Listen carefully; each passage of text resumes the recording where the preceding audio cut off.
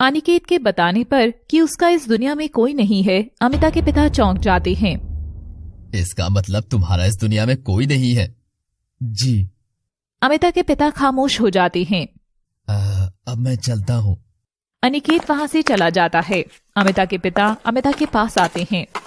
देखो अमिता, तुम्हारे कहने पर मैं उस लड़के से मिलने के लिए राजी हो गया, लेकिन अब तुम मेरी बात मानोगी, मुझे रिश्ता मंजूर नहीं है। अमिता बस अपने पिता को देखे जा रही थी। उसे समझ नहीं आ रहा था कि वो ऐसा क्यों कह रहे हैं। लेकिन पापा, आपकी ना की वजह क्या है? उसके आगे पीछे कोई भी नहीं है, कोई घर परिवार नहीं है उसका, और ना ही इतने पैसे जिसके भरोसे मैं तुम्हें उसे सौंप दूं। पर पापा, उसकी और मेरी हम दोनों की नौकरी लग चुकी है। अभी तो हमारा कॉलेज खत्म हुआ है, आज ही तो रिजल्ट आया है हमारा, और तुरंत ही नौकरी भी मिल गई है हमें। हम दोनों मिलकर एक खुशहाल जिंदगी जी सकते हैं। रही बात परिवार ना होने की, तो उसमें उसकी क्या गलती है?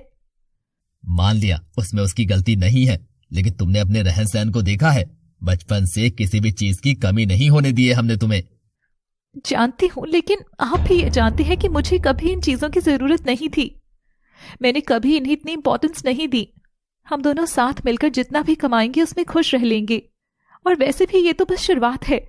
हम दोनों जी जान से मेहनत करेंगे और एक दिन आपको भी हम पर गर्व होगा। बेटा, तुमने इन चीजों को कभी महत्व इसलिए नहीं दिया क्योंकि हमने तुम्हें कभी इनकी कमी महसूस नहीं होने दी। मन होने में और आदत होने में बहुत अंतर होता है। कहना बहुत आसान है कि मुझे इन सब चीजों की जरूरत नहीं है, पर रह पाना उतना ही मुश्किल। मैंने फैसला कर लिया है, तुम अपना रिश्ता उससे तोड़ लो, इससे आगे मुझे कुछ नहीं कहना। वो ये कहकर वहां से चले जाते हैं। पर पापा, वो अपनी माँ के पास आती है। माँ प्लीज, आप पापा को समझाइए ना। तुम जानती हो ना, एक बार अगर वो कोई फैसला ले लेते हैं तो उसे नहीं बदलते। पर उनकी बात सही नहीं है। अनिकेत एक बहुत अच्छा लड़का है। वो ऐसे कैसे रीजंस देकर मना कर रहे हैं? भैया आप तो समझाइए। उन सबकी आंखों में आंसू थे। अमिता रोते हुए अपने कमरे में चली जाती है। ऐसे ही एक हफ्ता गुजर जाता है। अमिता ने किसी से भी बात करना छोड़ दिया था। वो बस गुमसुम सी रहती थी। आज उस मैगजीन से दोबारा लेटर आया था, ज्वाइनिंग का, कंफर्मेशन के लिए। दूसरी तरफ अमिता के भाई ने अनिकेत को जो कुछ हुआ सब बता दिया था। उसका हाल भी कुछ ठीक नहीं था। एक दिन अमिता यूं ही ख्यालों में गुम अपने कमरे में बैठी हुई थी। उसका भाई उसके कमरे में आता है। अमिता बिना उसकी तरफ देखे जवाब देती है, मैं ये नौकरी ज्वाइन नहीं करूंगी। पर क्यों? तुम्हारा तो कितना मन था, तुम तो हमेशा से इसी लाइन में अपना करियर बनाना चाहती थी।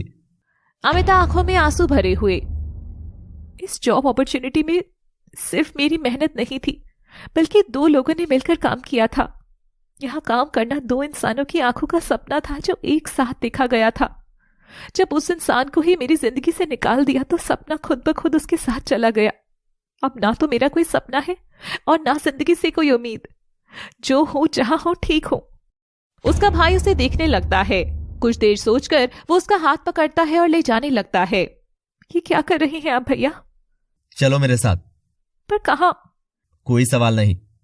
वो उसे ले जाने लगता है। तभी अमिता के पापा वहां आ जाते हैं। वो उसके भाई से कहते हैं, अमित, कहाँ लेकर जा रहे हो अमिता को?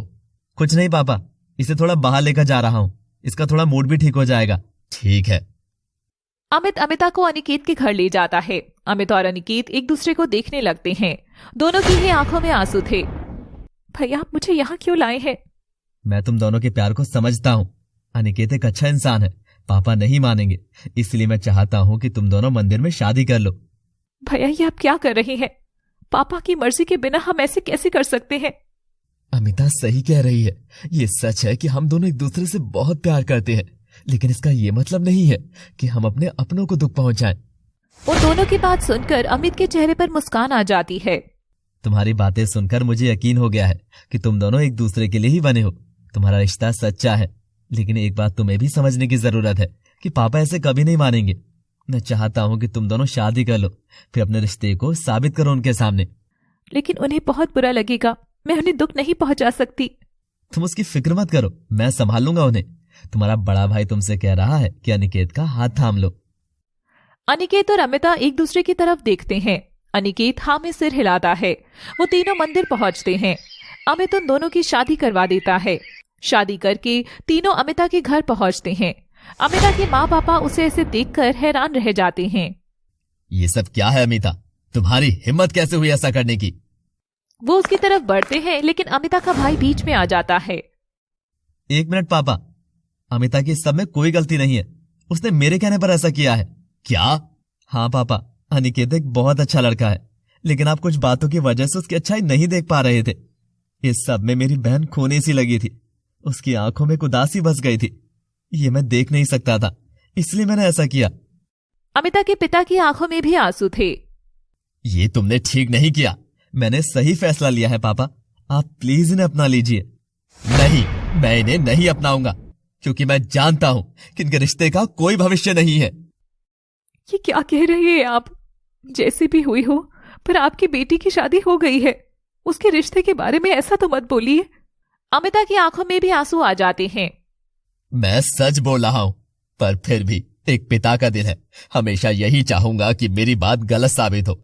अगर ऐसा हुआ तो मैं खुद इन्हें आशीर्वाद दूंगा, लेकिन अभी मेरे मन और मेरे घर में इनके लिए कोई जगह नहीं है। कह दो इनसे कि लोग यहां से चले जाएं। हमारी इज्जत की जितनी धज्जियां उड़ानी थी, ये उड़ा चुके हैं। निकल जाओ यहां से। ये कहकर वो चले